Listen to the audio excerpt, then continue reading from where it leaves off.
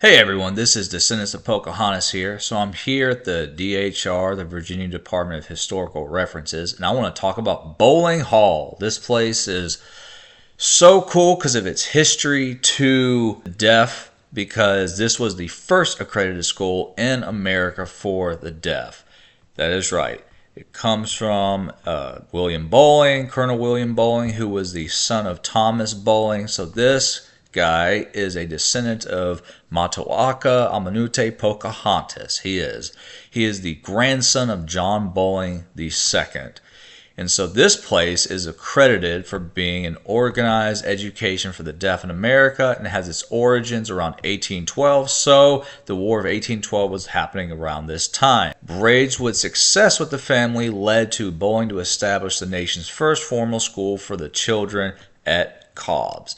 Now, we're going to dive into this just a little bit. So here it is. Here's the plantation. And yes, there were many enslaved people here as well. Here is an article I highly recommend you read. The first attempt to establish an oral school for the deaf and dumb. And it was done by Betty Miller Unterberger. Sorry if I mispronounced that. And this was in 1947. And it goes on to John Braidwood.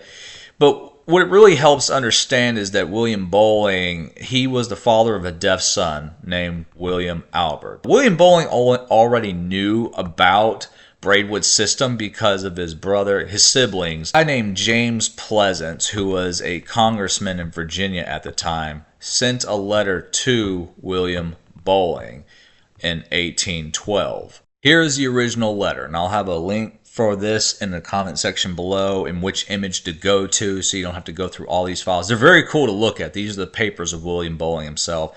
So here's the signature of James Pleasants Jr., the congressman I just showed you.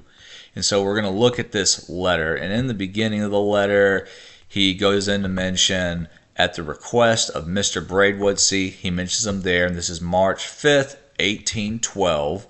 So, War of 1812 arena. To you, the enclosed letters, and he talks, and without reading the entire letter, he basically goes into detail about how he's suggesting getting hooked up connection, with William Bolling. And he goes into mention about the war. I have no good news to communicate to you or appearances of an amiable adjustment with Great Britain.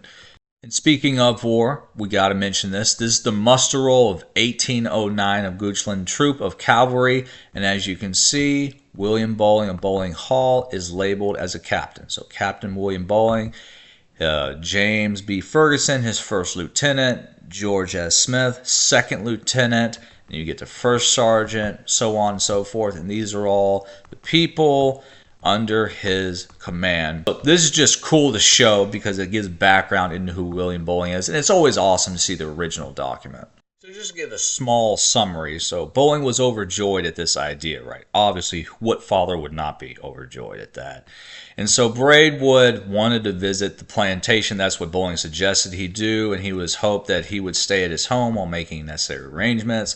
But then Braidwood had to explain to him that he could stay for a few days, but declined to extend his stay as he was anxious to settle himself permanently.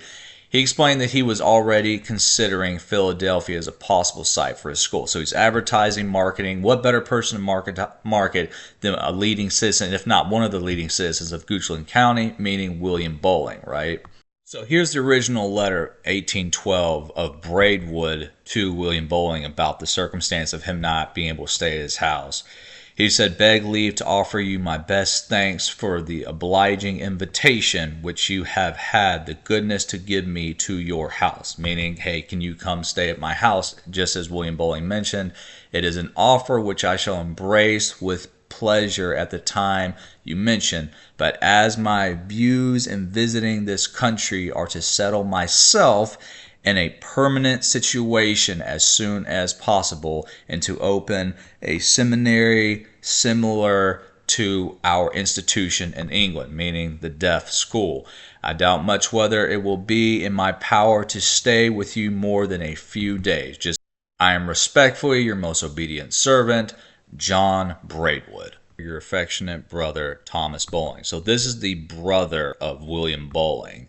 And the purpose of me showing you this letter is to show you that he's talking about his niece and nephew in Braidwood, but also something very cool about William Albert. So this is 1813, so a year or two later. He says, I was very much pleased to know that my dear nephew Albert, William Albert Bolling, learned so well and fast, and I am in great hope he will be much improving soon.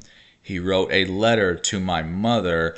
I was very happy to find him, that he can write so well and fine. I think he is a finest scholar, which is awesome. That's what you would want for a deaf student, right? Every good blessings, dear Mr. Braidwood. He's basically complimenting him of his coming to this country for teaching the petty deafs and dumbs, and God bless him. Further, more personal, more emotional connection to William Albert and the work that Braidwood is doing. In the same article written by Betty Miller Unterberger, this is from Cable to Jefferson. So Joseph Cable and Jefferson were developing or trying to open up a central college, which would be later called University of Virginia, which exists now. But the reputation of Braidwood hit them, and so here's a transcription of a letter written by Cable to Jefferson saying Mr. Braidwood, teacher of the deaf and dumb, would come to Charlottesville and establish himself there if he were offered a convenient house. So he was suggesting, if this guy comes over here, he could have a same school here because it's so his reputation, right? Because if you're trying to make a school and create a school, bring someone with a high reputation, then it becomes advertised in the newspapers, which was social media at the time, and then people will want to come there or invest in it, right? That's the idea because they're trying to get investors to do that. However, Jefferson, he didn't have the same amount of inspiration Cable did because he says here it is barely possible the General Assembly may give something to Central College for teaching the deaf and dumb. But the point that the fact that they would even mention this as an idea in their letters tells you how high of a reputation Braidwood had. Because these aren't just your average commonwealth people in Virginia. These are the highest political people that you can ask for to do something.